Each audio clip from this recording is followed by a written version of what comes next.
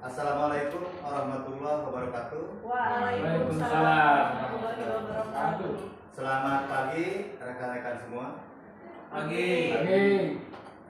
Puji syukur yang kita panjatkan kepada Allah Subhanahu wa taala bahwasannya pada kesempatan hari ini Rabu tanggal 25 Oktober tahun 2023 kita akan mengadakan diseminasi dengan tema budaya positif di sekolah yang akan disampaikan oleh saudara Pak Ahmad Muhammad Abu Jeri MPD. Beliau merupakan CGP Angkatan 9 di Kabupaten Lebak. Saya mewakili dari Ibu Kepala Sekolah menyarankan dan mengimbau kepada rekan-rekan semua untuk mendengarkan dan melaksanakan apa yang sudah didiseminasikan oleh rekan kita sebagaimana tertuang dalam kegiatan-kegiatan tersebut. Mudah-mudahan bisa kita manfaatkan dalam kegiatan belajar mengajar sehari-hari, khususnya di sekolah kita tercinta yaitu di SMP Negeri 4 Sajila. Untuk itu marilah kita sama-sama untuk mendengarkan, menyimak apa yang akan disampaikan oleh Pak Ahmad Muhammad Abu Jeri MPD kepada Pak Ahmad Muhammad Abu Jeri MPD untuk dipersilakan. Mungkin demikianlah saya mewakili dari Ibu Kepala Sekolah SMP Negeri 4 Sajila kepada Pak Ahmad Muhammad Abu Jeri MPD dipersilakan. Demikian. Assalamualaikum warahmatullahi wabarakatuh. Waalaikumsalam warahmatullahi wabarakatuh.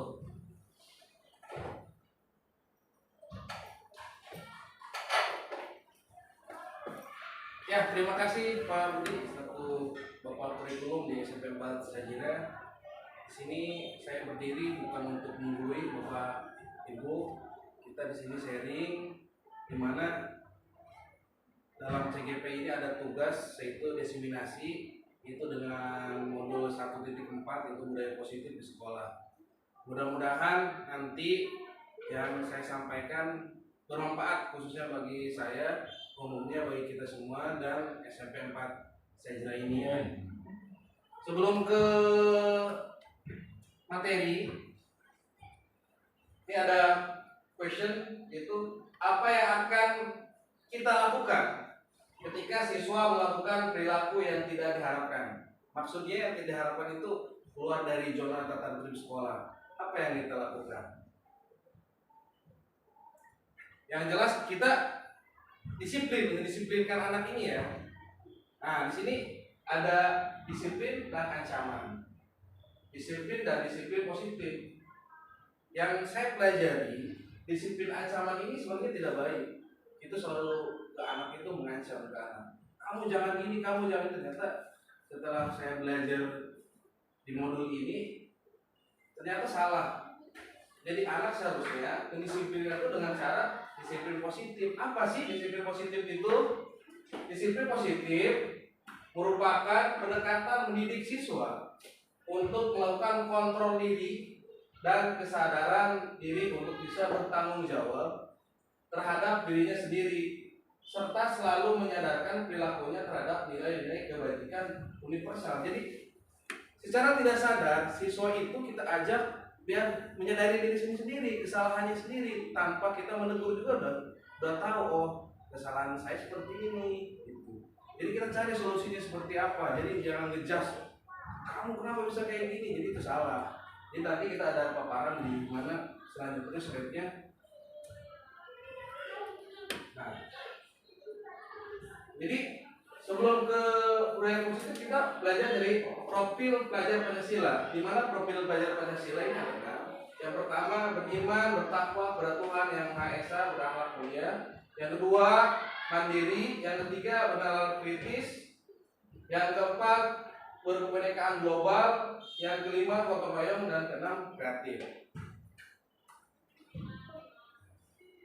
Nah, di sini apa yang mendasari kita melakukan sesuatu nih? Jadi supaya kita melakukan sesuatu itu dengan cara apa? Nah, motivasi perilaku manusia ini menghindari ketidaknyamanan atau hukuman. Jadi seolah-olah si siswa ini takut dengan hukuman. Jadi sebenarnya tidak baik. Jadi harusnya si siswa itu udah menanamkan, meskipun tidak takut, udah tanggung jawab saya ini sebagai pelajar gak usah takut gitu. Jadi saya harus apa adanya yang sesuai dengan tata tertib di sekolah gitu. Yang kedua, mendapatkan imbalan atau penghargaan dari orang lain. Jadi kalau kita berbuat baik, orang cenderung hayang diburuhan kalau bahasa kitanya. Seharusnya tidak baik. Jadi kita sopan santun, kita rajin ke sekolah, seolah-olah ada imbalan, reward yang diberikan. Seharusnya tidak boleh ya. Yang ketiga, menjadi orang yang mereka inginkan dan menghargai diri sendiri dengan nilai-nilai yang mereka percaya. Ini yang bagus. Jadi dari hatinya nurani sendiri, dia harus tahu, tugas saya sebagai pelajar, tugas saya sebagai guru itu seperti apa. Ini jangan sampai, mohon maaf Bapak Ibu, kita datang ke sekolah sering terlambat, terus ada bapak kepala sekolah, ada ibu bapak kepala sekolah, kita seolah-olah pengen menunjukkan bahwa kita paling ke depan, paling apa ya setidaknya, paling tepat waktu gitu. Ini nggak boleh. Jadi harus dari kesadaran kita sendiri, tanggung jawab kita sendiri yang paling bagus. Nah, kebutuhan dasar manusia itu bertahan hidup, udah jelas ya Bapak Ibu. Jadi yang kedua, kasih sayang dan rasa diterima. Jadi kita kalau nyaman di sekolah, udah yakin kita sayang dan yakin terima ya Bapak Ibu. Yang kedua, penguasaan, pengakuan. Nah, yang ini yang paling ini, atau kemampuan kita. Jadi kita diakui, jadi kita merasa nyaman. Kebebasan, kita bebas. Tetapi kebebasan ini harus ada norma-norma yang harus ditepati ya. Yang kedua, kesenangan, kita senang. Jadi ini kebutuhan dasar manusia ini ada 5 ya. Nah, ini kita ada kasus ya. Ibu Ambar, guru wali kelas 2A di SD Pelita Hati, sedang bingung menghadapi ulah salah satu murid di kelasnya, Doni. Beberapa anak di kelas 2A telah datang padanya dan mengeluhkan Doni yang seringkali meminta bekal makan siang mereka dengan paksa. Menurut Anda, kira-kira apa yang alasan Doni melakukan hal ini? Nah, jadi kita jangan langsung ngejudge si Doni ini, langsung, Doni, kamu kenapa minta? Nah, seharusnya gini, jika jawaban Doni ketika ditanya Ibu Ambar adalah karena lapar, itu tanya dulu. Maka kebutuhan dasar yang sedang dipenuhi Doni ada apa? Gitu. Doni ini lapar, gitu. Apa yang kita lakukan si Doni? Apakah mengasih makan ke Doni? Apa memberi jajan ke Doni? Jadi jangan sampai ngejudge si Doni itu perbuatan yang tidak baik. Yang kedua, jika jawaban Doni ketika ditanya Ibu Ambar adalah karena senang temannya jadi memperhatikannya, maka kebutuhan dasar yang sedang dipenuhi Doni itu apa? Jadi kalau si Doni ini melakukan yang poin yang kedua, senang temannya, gimana? Tanya lagi, Doni, ini kenapa kamu bisa melakukan seperti ini? Jadi kita harus tanya. Yang kedua, jika jawaban Doni ketika ditanya Ibu Ambar adalah karena bosan dengan bekal yang dibawa dari rumahnya, maka kebutuhan dasar sedang dipenuhi Doni apa? Nah, kita misalkan rembukan. Kalau misalkan Doni bosan, kita bisa tukar makanan. Si A sama si B misalkan ya. Itu solusinya. Jangan sampai ngejudge si Doni itu anak nakal. Sebenarnya bukan. Ya, di sekolah ini, di semua sekolah itu tidak ada anak nakal. Nah, program disiplin positif ini restitusi, proses kolaboratif yang mengajarkan murid untuk mencari solusi dari masalah yang dihadapinya. dan membantu murid berpikir tentang orang seperti apa yang mereka inginkan. Jadi kita sebagai guru tidak apa ya kalau peribahasanya memberi kekuasaan kepada siswa kita sendiri. Mau jadi apa nih siswa kita? Kita hanya sebagai guru hanya bisa menuntun dan mengarahkan. Jangan memaksakan. Kalau misalkan mohon maaf, saya selaku pernah melakukannya, kita itu belajar itu sesuai dengan kehendak kita, sebenarnya salah. Jadi misalkan si anak ini kepintarannya di bidang A, harus didorong nih ke bidang A. Jadi misalkan cara belajarnya si anak ini dengan si anak B beda. Si ini harus visual, si ini audio visual. Ini harus disamakan. Jadi jangan sampai belajar ini gimana kita, itu yang salah. Jadi kita menuntun anak didik kita ini sebagai kodrat alamnya gitu. Dimana kodrat alam ini semua manusia itu beda-beda. Ada yang punya kelebihan dan kekurangannya. Jadi jadikan kelebihan dan kekurangan itu jadi bermacam-macam zona ya. Yang kedua, keyakinan kelak di sekolah berdasarkan nilai kebajikan, yaitu curhatan pendapat bersama semua siswa. Nah,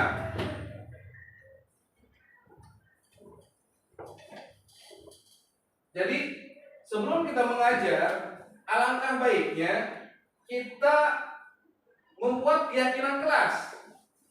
Nah, keyakinan kelas ini harusnya bukan kita yang bikin, tetapi anak-anak yang bikin. Misalkan saya selaku guru olahraga, saya akan menyampaikan keyakinan kelas saya. Misalkan, oke, sebelum kita masuk ke materi, Bapak pengen kita bikin keyakinan kelas yang harus kita taati bersama, di mana keyakinan kelas ini jadi tata tertib kita selama pelajaran PJOK. Siap? Oke, misalkan kita bikin, tanya anak-anaknya, yang pertama mau apa? Pak, sebelum belajar harus berdoa dulu. Oke. Yang kedua apa misalkan? Jangan mengganggu temennya lagi yang sedang belajar. Oke. Yang ketiga, kalau mau keluar harus izin dulu selama berapa menit misalkan. Kenapa harus seperti itu kan? Karena anak-anak di kita ini izinnya bukan izin ke kamar mandi, izinnya ke kantin, jadi lama. Jadi kalau ditentukan kesepakatan kelas, mereka peraturan yang mereka buat, jadi peraturan yang mereka harus tepati. Gitu. Jadi jangan kita yang bikin peraturan. Nah, ini salah satu teman saya membuat keyakinan kelas. Jadi kayak gini ya. Jadi tempel biar anak ini tahu, oh keyakinan kelas ini seperti apa. Nah, di sini kita ada video kontrol sebagai kepala guru sebagai penghukum ya. Boleh dibesarin. Kamu deh, pasti terlambat. Aku masa Allah Apa? Apa coba? Apa lagi? Kamu sih kamu tidak terlambat. Malas sekali ya kamu jadi anak. Dasar pemalas. Gak kapok-kapok sih kamu. Sudah berapa kali terlambat? Sana, kamu keliling lapangan basket 2 kali. Iya, kenapa saya harus ke lapangan basket, Bu? Kenapa? Kamu melawan ibu? Berani-beraninya jawab. Sudah terlambat, masih berani jawab pula. Sekarang, keliling lapangan basket 5 kali sekalian. Biar kapok. Cepat. Nah, ini Pergi sana ke lapangan basket. kontrol sebagai penghukum ya, Bapak Ibu. Jadi anak itu langsung dijudge, tidak ditanya kenapa dia terlambatnya, dia langsung ngejudge anaknya sebagai seorang yang melanggar peraturan yang sekolah. Dia langsung, udah kamu lari 5 keliling. Anak-anak kalau udah capek datang ke sekolah, itu seharusnya jangan sampai sebagai penghukum ya Bapak Ibu kita. Karena anak-anak kita tidak tahu kenapa nih anak terlambat. Jadi seharusnya ditanya dulu. Ini Emosi kontrol membuat merasa bersalah. Jadi anaknya nanti sadar sendiri. Selamat pagi, Bu. Naren, kamu kenapa terlambat lagi, nak? Ya Tuhan, Naren. Mungkin Kamu sedikit senang lebay ya, ya. ibu susah ya? Tapi ini benar. Kalau kamu terlambat lagi, nanti ibu yang ditegur bapak kepala sekolah, nak. Disangka ibu tidak bisa membina kamu. Duh, gimana ini? Maaf, Bu. Duh, Gusti Naren. Kamu suka ya kalau ibu ditegur bapak kepala sekolah? Terus, sekarang ibu harus tulis apa ini di buku absen? Ini kamu sudah sering terlambat loh. Ibu harus apa coba? Maaf, Bu. Maaf sekali. Ya sudah, lain kali jangan bikin ibu susah lagi ya nak ya.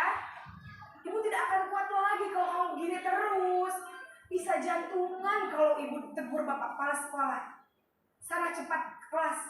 Maaf ya, Bu. Maaf.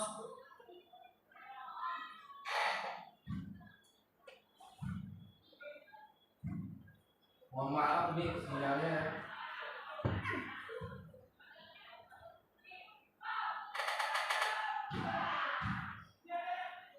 Jadi sinyalnya sedikit muter. Jadi ini kelihatan yang tadi pemantau sebagai teman ini sebenarnya enak ya. Ini kita lihat guru sebagai pemantau ya. Mohon maaf, di loading mungkin sinyalnya jelek.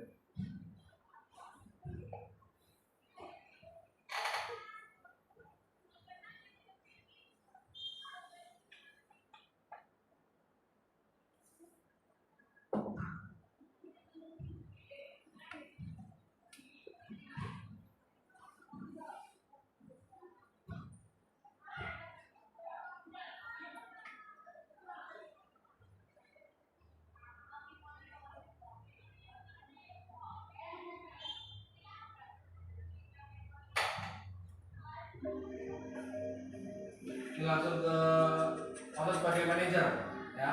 Biasanya ini dilakukan oleh kepala ya. Naren,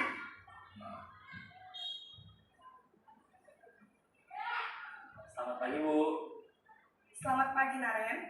Jadi Maaf, Bu. ini kelihatan Saya bijaksana terlambat. kalau Iya, manajer itu sekolah masuknya jam 7, sekarang sudah jam 7.20. Jadi sekarang bagaimana ini Naren? Maaf, Bu. Saya lupa setel alarm saya semalam. Baiklah, menurut kamu, keyakinan sekolah yang mana yang perlu kamu tingkatkan? Menghargai diri sendiri dan orang lain mungkin ya, Bu. Setuju. Jadi, apakah Naren meyakini prinsip saling menghormati tersebut? Iya, Bu. Saya meyakininya.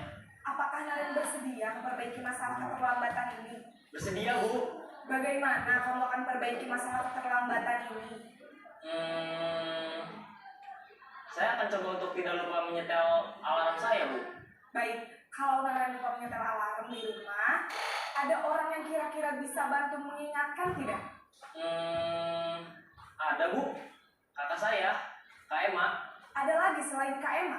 Selain Kak Emma, ada ibu saya. Baik, jadi yang mengingatkan Naren adalah Kak Emma dan ibu kamu ya? Kira-kira akan mulai setel alarm kapan nih Naren? Setelah pulang sekolah, akan segera saya lakukan. Baik, jadi Naren akan setel alarm untuk bangun besok pagi dan akan diingatkan oleh kakak dan ibunda Naren ya. Ada lagi yang mungkin perlu dilakukan Naren agar tidak terlambat bangun lagi? Tidak ada, Bu. Baik Naren, terima kasih untuk semuanya ya. Nah, setelah melihat video tadi ya, Bapak Ibu, kita sama-sama melihat mana yang lebih baik kita lakukan di sekolah. Jadi, di manakah fungsi kontrol kita sebagai pendidik? Sebenarnya sih semuanya bagus ya. Tapi dari video yang tadi kalau menurut saya yang nomor 5 yang lebih baik. Ya. Jadi si anak ini merasa nyaman meskipun dia melakukan pelanggaran, tetapi kita mengingatkan dia tahu pelanggarannya apa yang dilakukan. Yang paling bagusnya di manajer ini ada alasan dia kenapa terlambatnya. Yang kedua, solusinya seperti apa? Misalkan yang tadi, Naren, kamu kenapa datang terlambat?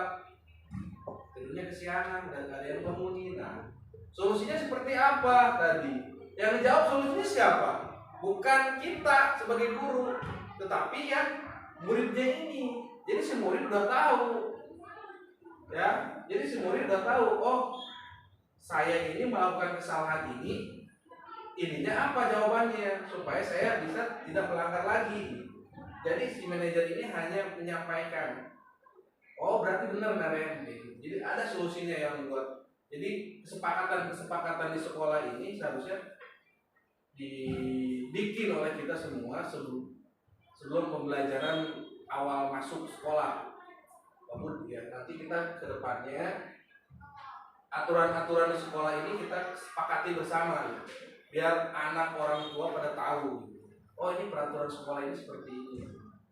Jadi biar mereka sadar sendiri. Dan yang kedua, peraturan tindakan yang ikhlas ini pada sekolah ini bukan kita yang bikin. Jadi semua siswa dan semua orang tua kita hanya memfasilitasi. Jadi di saat mereka melanggar, no ini, jadi enak. Nah, selanjutnya segitiga restitusi yaitu proses menciptakan kondisi bagi murid untuk memperbaiki kesalahan mereka sehingga mereka bisa kembali pada kelompok mereka. Nah, jadi kita ini sebagai guru harus bisa mengarahkan si siswa ini jangan sampai tadi itu ngejudge. Anak nakal itu tidak boleh. Jadi kita harus bisa memperbaiki dengan cara yang tadi itu, yang contoh yang tadi ibu guru ke Sinaren sebagai manajer. Menstabilkan identitas, berbuat salah atau tidak apa-apa. Misalkan berbuat salah itu tidak apa-apa.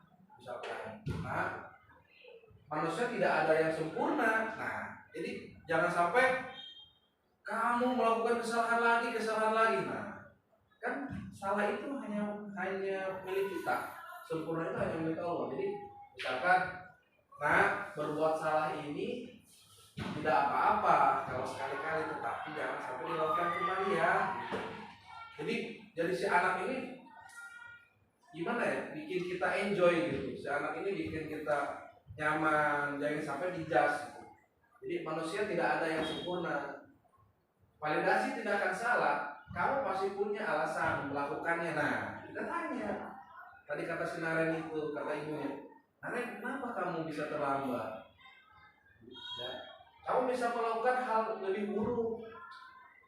Kalau misalkan kamu terlambat terus, misalkan menanyakan keyakinan.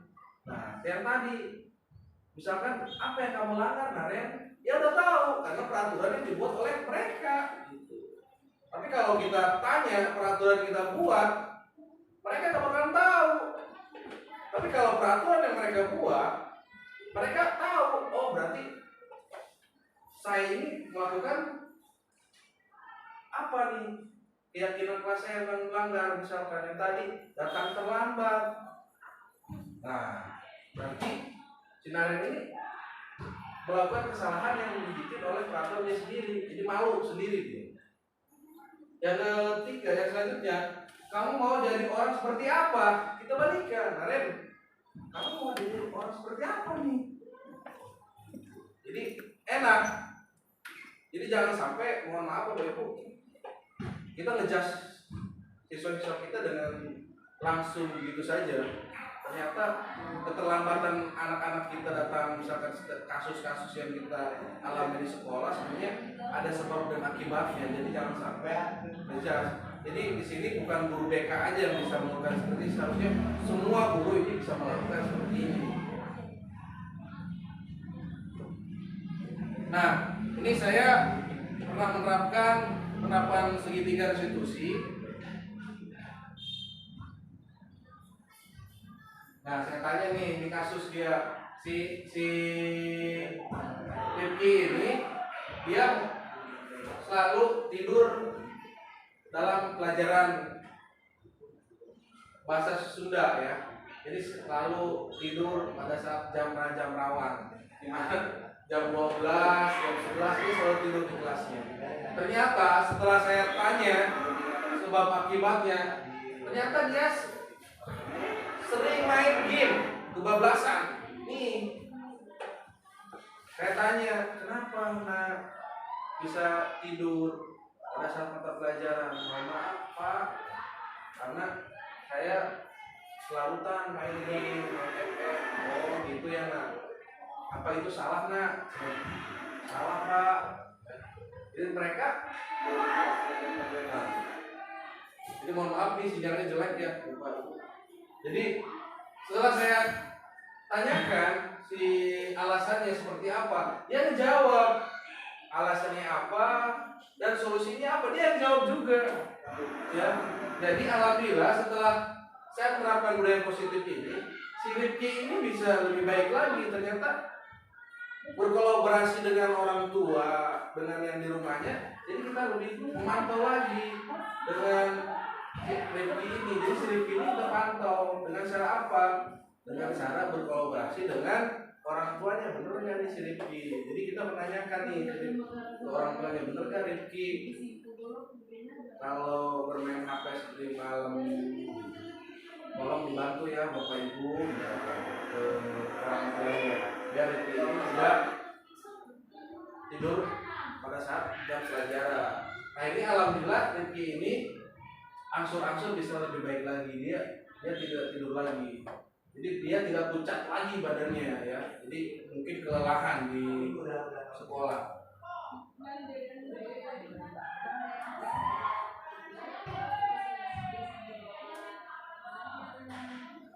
Jadi refleksi, di mana refleksi ini pembelajaran berharga yang saya dapatkan adalah pentingnya posisi kontrol bagi guru sebagai manajer yang tadi saya sebutkan Bapak Ibu. Jadi kita sebagai guru yang paling bagus itu sebagai manajer.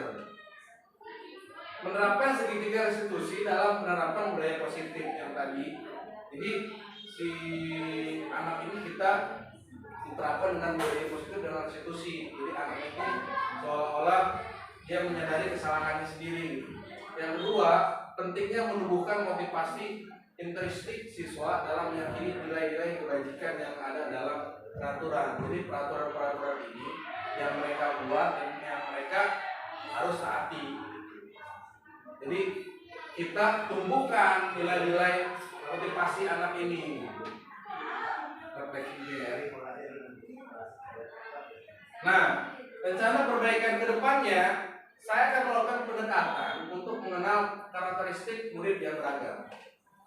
Yang kedua, saya akan berkolaborasi dengan orang tua untuk mengontrol penerapan budaya positif di rumah agar penanaman budaya positif lebih cepat terrealisasi atau berkembang dengan rawat. Yang ketiga, melakukan evaluasi keyakinan kelas yang dibuat dan dievaluasi setiap awal semester. Jadi keyakinan kelas ini belum tentu ya kelas A dan kelas B itu beda apa sama, pasti beda. Kenapa? Di sini karena beragam muridnya. Jadi jangan sampai keyakinan kelas A misalkan dengan kelas 7B ini sama, belum tentu. Jadi setiap kita masuk ke kelas, kita harus bikin keyakinan kelasnya seperti apa yang mereka harus ditaati, yang mereka bikin sendiri gitu. Karena dia kalau peraturan bikin sendiri, mereka harus mentaati sendiri. Jadi mungkin itu aja dari saya Bapak Ibu. Mudah-mudahan yang tadi saya sampaikan bermanfaat khususnya buat saya dan umumnya buat kita semua. Kita terapkan di sekolah kita di SMP 4 Sajrah. Siap Bapak Ibu? Siap. Ya, terima kasih. Wabillahi taufiq wal hidayah. Wassalamualaikum warahmatullahi wabarakatuh. Waalaikumsalam warahmatullahi wabarakatuh. Salam guru bergerak. Salam. Bergerak, bergerak, Siap. dan menggerakkan. Siap. Terima kasih.